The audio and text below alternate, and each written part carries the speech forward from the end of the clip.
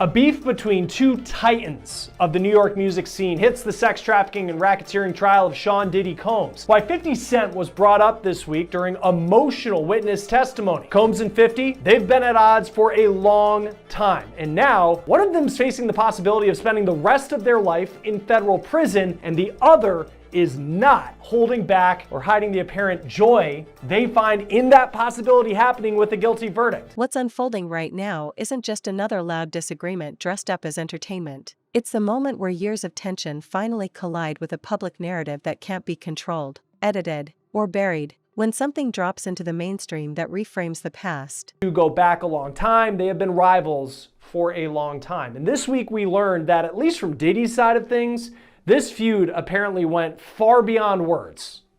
50 Cent's name came up during the testimony this week of Capricorn Clark. She is a former assistant of Sean Combs who went on to become the head of marketing for his Sean John clothing brand. Clark rose successfully and professionally through the ranks of Diddy's world during her time working for him, which stretched between 2004 to 2018, so she saw a lot. Clark claimed that Diddy would threaten her, and she says he even kidnapped her in 2011. All of this matters as we build up to how 50 Cent kind of factors into what she said on the stand. Now, Capricorn Clark started working for Bad Boy after she worked for Death Row Records.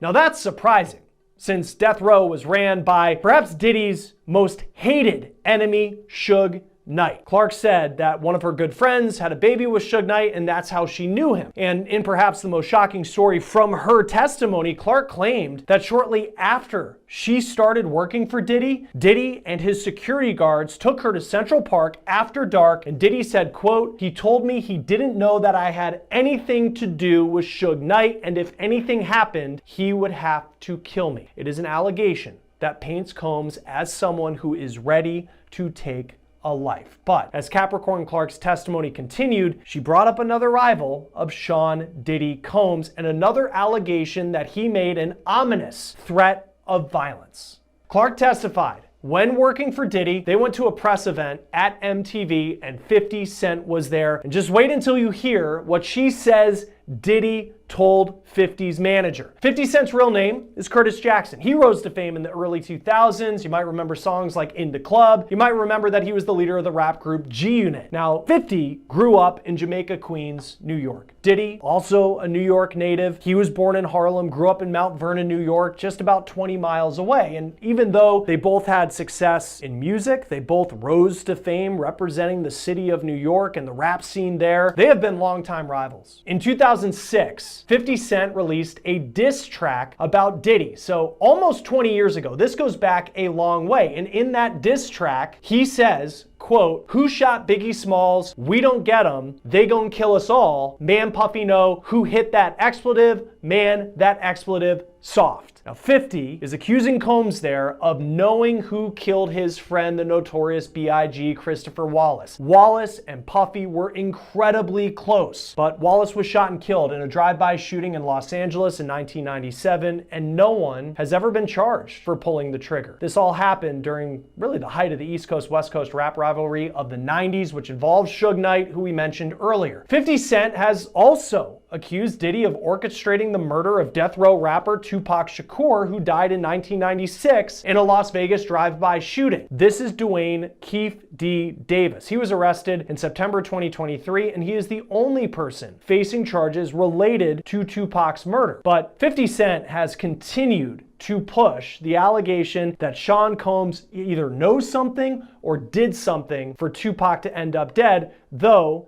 Diddy has denied that. But in a 2023 Instagram post, 50 wrote, "Damn, so Pac got lined by Brother Love, LOL, time to lawyer up, expletive might get sticky," with a pic of Suge Knight in a car with Tupac. Diddy, who has a lot of names, Puff Daddy, Puffy, Puff, and Brother Love is one of those other names. Now from Diddy's side of things, it doesn't just stir conversation, it forces confrontation, and that's exactly what's happening here.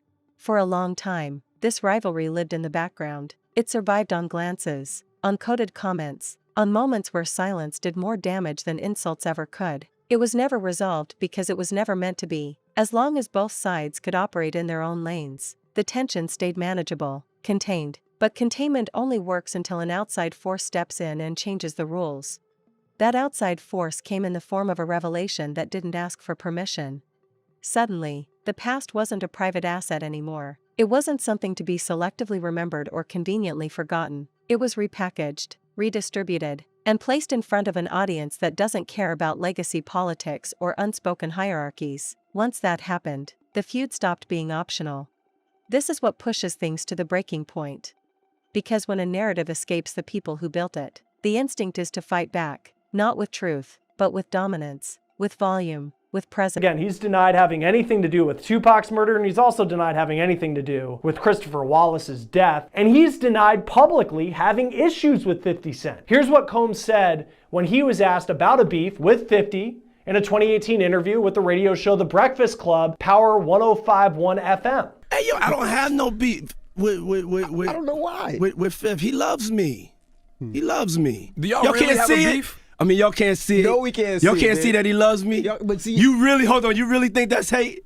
If you look at 50's social media, you can see he has a lot of posts about Diddy. And this is what he posted the day that federal agents in Miami raided Combs' mansion ahead of his arrest on the charges that he's now on trial for. 50 Cent posted on X, "Now it's not Diddy do it, it's Diddy done. They don't come like that unless they got a case." 50 Cent also included a link to his G-Unit clothing brand in that post. While Diddy in the Breakfast Club clip said that 50 Cent actually loves him and there was never a beef, on the stand this week, Capricorn Clark said otherwise. Clark said that she was at this press event at MTV with Diddy and 50 Cent was also there, all of this happening in New York. Clark said, quote, "After the interview wrapped up, myself, Puff, and Chris Lighty got in the elevator." Clark said that Lighty was an entertainment manager who, on paper, was managing Diddy at the time, but was also 50 Cent's manager at the time. Prosecutors asked Clark what happened in the elevator, and she said, quote, "Puff told Chris, because they were having some sort of issue, like,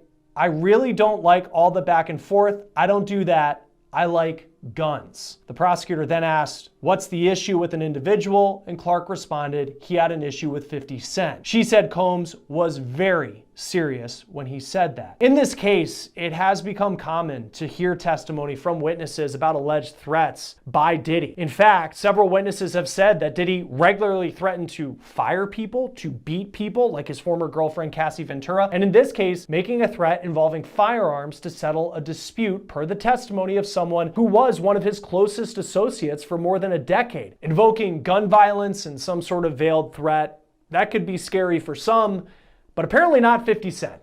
On Instagram, 50 posted right after his name came up in the courtroom, quote, cut, wait a minute. Puffy's got a gun? I can't believe this. I don't feel safe, with a picture that looked like an AI image of 50 Cent on a movie set looking serious. And he wasn't done. Shortly after that, he posted another AI image on Instagram of him in a Yankees hat with a very scared look on his face with the caption, "Oh my goodness, itty bitty Diddy wants me dead. I have to lay low." Sad face emoji. "I think I'm gonna hide out at the playoff game tonight, LOL. Then the next day he posted what he did that night. He went to the NBA playoff game between the New York Knicks and the Indiana Pacers in Indiana. And you can see him here in a picture on the floor in a shirt that reads, quote, "Free Diddy," playing into the trolling that 50 Cent has done to Sean Combs over the years, even before Combs was ever accused of what he is on trial for. Now, Combs' trial is expected to last another month at least. He's charged with racketeering, sex trafficking by force, and transportation to engage in prostitution. He has pleaded not guilty. Join us now to talk more about the trial of Sean Diddy Combs and everything that's going on. Whoever controls attention controls perception, or at least that's how it used to work. But attention today is fragmented, chaotic, and ruthless. What we're watching is two power structures colliding under that pressure. One side reacts by leaning into intimidation, trying to reassert authority through posture and bravado. The other responds by amplifying the chaos, letting the situation spiral because chaos weakens control. Neither approach is clean, neither is calm. Both are fueled by ego more than clarity. And ego is always fragile under scrutiny.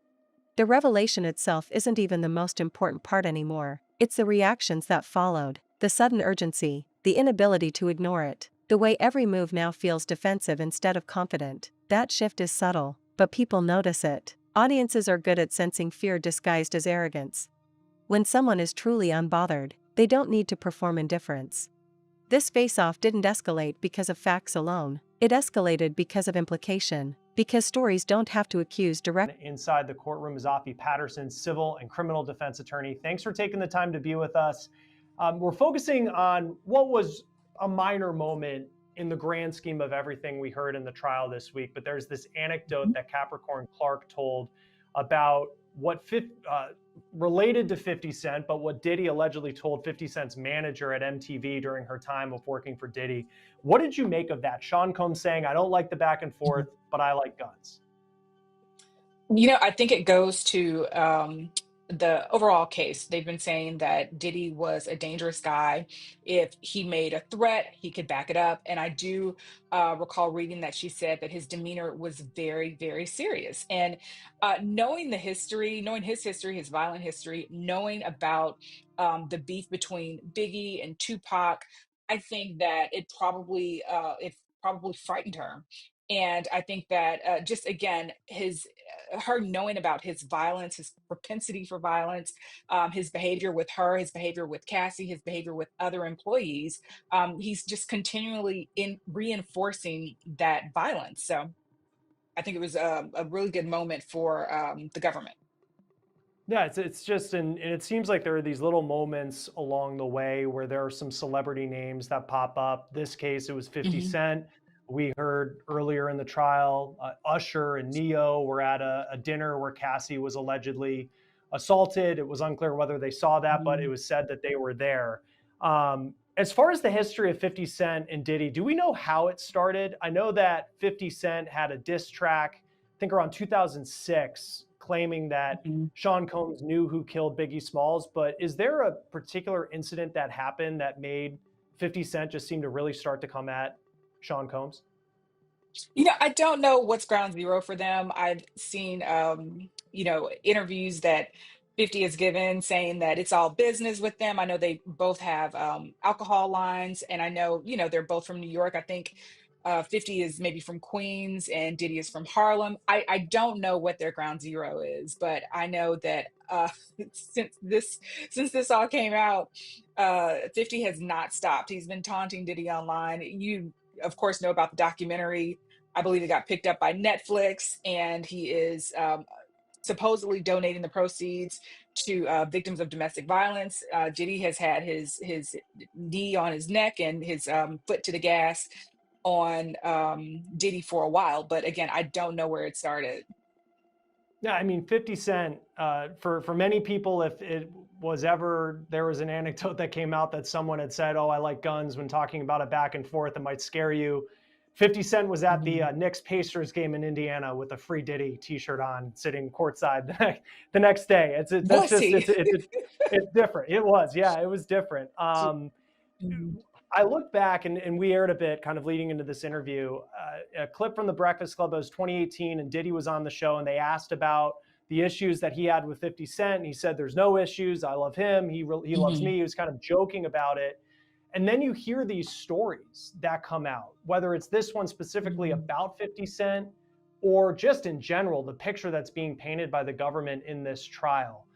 For you, has kind of the image of Sean Combs and who you thought he was, has it changed during the course of what we've seen over the last couple of weeks?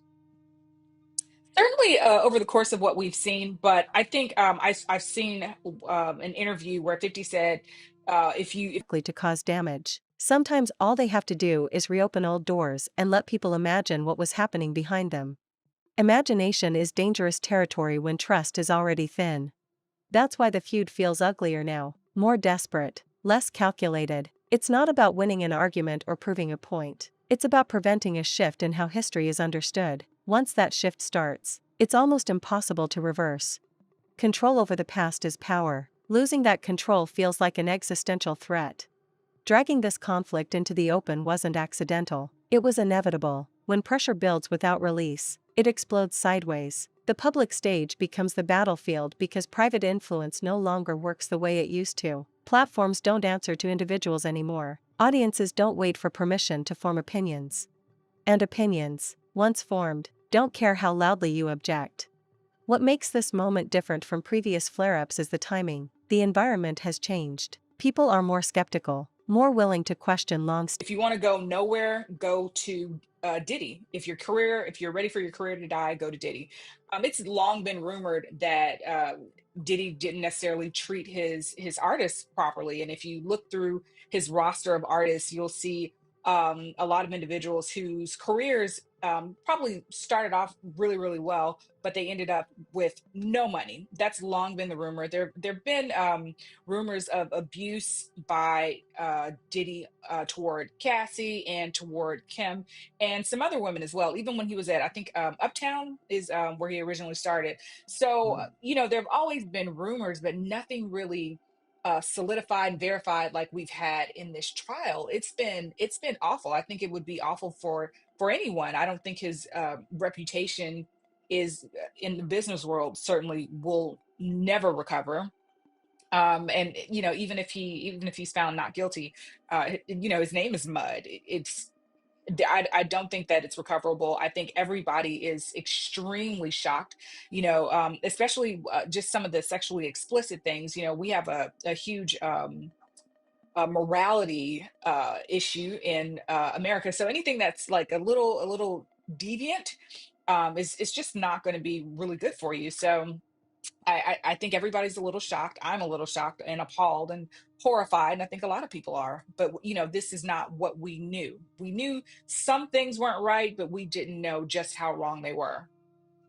And I feel like we just knew because I mean, we all grew up, whether it was, some of the roles he had in movies and I mean, he was everywhere and then his brands were everywhere. And it's like Making the Band was such like a hit show on MTV back in the Hmm. day. And there's that famous scene where he has all the contestants walk to Brooklyn to go get, I think it was Junior's cheesecake. And he's yelling at Hmm. people. And then it seemed like everyone around him in any documentary that he did, it was like, oh, that's just Puff because he's always just so angry.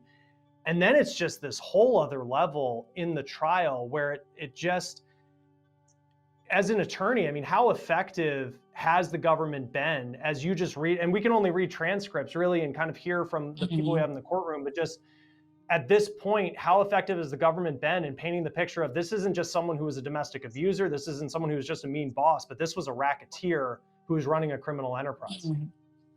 Yeah, and I think the forced labor issue. I think they've done an excellent job with that. With the transcripts I've been reading, a lot of the people are saying that they worked for 20 hours, like that's the magic number, 20 hours straight. They, on a good day, we heard you'll get 4 hours of sleep. On a bad day, you'll get 4 hours of sleep. I think one of the what is it, a bodyguard said, if you sleep you're getting fired, like it was more rhythmical or rhythmic than that. I don't know, but you couldn't sleep around him, and I think that's what we saw with Making the Band. But again, we really didn't believe it. We thought it was for entertainment purposes. We didn't think someone could really act like this. And if an employee gave any pushback, uh they would either be terminated or they'd be threatened with reputational damage. They would be threatened with being blackballed, or they actually would be blackballed. And I think the government is doing an excellent job of proving forced labor. And on that forced labor part, because on one hand, and I found it interesting, like George Kaplan, who is a former personal assistant for Diddy, like detailed all these, witnessing the abuse, he said, of Cassie. And then he was someone who would start work at 9:30 in the morning. And I think he said sometimes he went home at 7. Standing narratives, more comfortable revisiting uncomfortable history, that makes old tactics less effective. Mockery doesn't erase suspicion, threats don't rebuild trust, loud reactions don't quiet curiosity. Every attempt to dominate the conversation only feeds it. This is the paradox at the heart of the situation. The harder someone pushes back, the more they confirm that something hit a nerve. Calm would have suggested confidence, silence would have suggested detachment, escalation suggests vulnerability. And vulnerability is exactly what powerful figures try hardest to hide. The feud reaching this breaking point also exposes how transactional loyalty can be, how quickly alliances shift when perception changes, how people who once stayed quiet suddenly find their voices when the environment feels safer. That doesn't happen in a vacuum. It happens when authority weakens. Revelations don't topple empires overnight, they crack foundations. What makes this face-off different from past clashes is the timing. The environment has changed. Audiences aren't just consuming content anymore. Regarding their assassinations. Nevertheless, several interviewees during this documentary expressed that Combs' actions seem suspicious in hindsight. The documentary plays part of an interview that Dwayne "Keefe D. Davis did with investigators looking into Tupac's murder, which had become a cold case. And on the tapes, Keefe D says that Combs agreed to pay him if he killed Tupac and also rival record label head Suge Knight. Now, Davis allegedly admitted that his nephew Orlando Anderson was the one who shot the men, killing Tupac, injuring Knight. But Davis says Combs never came through with any payment. And by the way, Davis is currently awaiting trial for Tupac's murder in Las Vegas. Combs has always denied any involvement in the assassination. That was a big moment, I would say. Elizabeth, that was a big part of this. I didn't know that was going to be a part of this documentary. I was really surprised as well. So I believe it's the second episode that dedicates a lot of time to it. And like you said, there have been insinuations in the past. They played video clips of, Sean Combs being asked in prior interviews in the 90s and 2000s, do you know, who killed these men? Did you have any involvement? He's always denied it. To be clear, these are just allegations. But yeah, that was really, really shocking. And one of the sort of a little bit more of the backstory behind his alleged involvement with Tupac was that a lot of the interviewees in the documentary were saying that Biggie, who was signed with Bad Boy and who was really close with Diddy at the time, was starting to form a friendship with Tupac, and they were getting really close. And a lot of the interviewees were saying, in their view, Diddy didn't really appreciate that. So I think a lot of the themes that you see again is coming up as him sort of wanting and needing to be the number one person in people's lives, whether it was personal, business. And it's really interesting because you see a lot of the themes that, again, the prosecution was trying to push forward that we saw in his personal life with Cassandra Ventura, always needing to be number one, not necessarily regarding the damages he's doing to other people in the prosecution's eyes, right? Playing out in the business sense. So the backstory is that he didn't appreciate the friendship that was forming between Biggie and Tupac, and therefore, that's where his alleged involvement came in. And then when, in terms of the non-payment, I think that was also a really shocking moment as well, because that's something we saw happening over and over in the documentary. Multiple people who are saying, I was cheated out of my share in the company. I wasn't paid hundreds of thousands of dollars. And allegedly, that's sort of how he treated the artists that were on his label. So again, it's the theme of always wanting to be number one and, not necessarily giving people their due, business sense or personal sense. Okay, so with that, I will tell you, I think one of the most shocking allegations comes to Biggie Smalls, okay? You talk about finances, you talk about that, okay. One of the biggest names at Bad Boy, seemingly very close friends with Sean Combs. Well, according to Kirk Burrows, Combs, and again, this is his allegation, according to Kirk Burrows, Combs insisted that Biggie travel to Los Angeles as part of an album tour, and this is despite, the serious dangers that were present from the rivalries, the East Coast, West Coast. And once there, Combs allegedly decided to cancel a trip that Biggie was supposed to take to the UK, instead saying he needed to stay in LA. Combs apparently threw a large party, and after which, someone opened fire on the car that Biggie was riding in, killing him. Now, Burrows alleges that Combs used all of this publicity around Biggie's murder and his massive funeral to just gain his own fame for his own benefit, shooting to the top of the charts with the song Missing You, which featured, by the way, Biggie's widow. But this was one salacious claim that I really wasn't expecting. According to Burrows, Combs, allegedly, charged the costs of that massive funeral to Biggie's estate and had Biggie's recently renegotiated contract changed to make it more favorable for Bad Boy Records and less favorable for Biggie's loved ones after his death. Elizabeth, again, that one I wasn't expecting. Yeah, it was really unexpected. And again, I think it speaks to the strength of the documentary. Anymore. They're dissecting it. They're connecting dots. They're questioning why certain things were tolerated, why certain behaviors were normalized, and why silence lasted as long as it did. Silence, in this moment, doesn't look neutral. It looks suspicious. So both sides are forced into the open, whether they want to be there or not. One side leans into dominance, trying to project strength through confrontation, as if volume alone can drown out doubt. The other side leans into provocation, letting the chaos spread, knowing that instability weakens authority faster than direct attacks ever could. Neither approach is about resolution. Both are about survival. The revelation itself isn't even the most dangerous part. What's dangerous is how it reframes history. It invites people to reevaluate things they accepted without question before. And once people start reevaluating, power shifts, not instantly, but gradually, quietly, relentlessly. That's why the reactions feel so sharp. This isn't about pride alone. It's about legacy, about who gets remembered as a builder and who gets remembered as a manipulator, about whether success was earned cleanly or extracted through pressure and fear. Those questions don't need definitive answers to cause damage. The fact that they're being asked at all is enough. And when pressure builds, behavior changes. Suddenly, old wounds are reopened, old grievances resurface, statements become more personal, the mask slips, you can hear it in the tone, you can see it in the timing. Moves that once felt calculated now feel rushed. Confidence starts to look like defensiveness. What follows is usually chaos, accusations, performative outrage, strategic leaks, a flood of noise meant to overwhelm the original issue. The goal isn't clarity, it's exhaustion. If the audience gets tired, they stop paying attention. But that strategy doesn't work as well anymore. The modern audience archives everything: screenshots, clips, reactions. Nothing truly disappears. Even when the spotlight moves on, the material stays accessible, waiting to be revisited when the next trigger appears.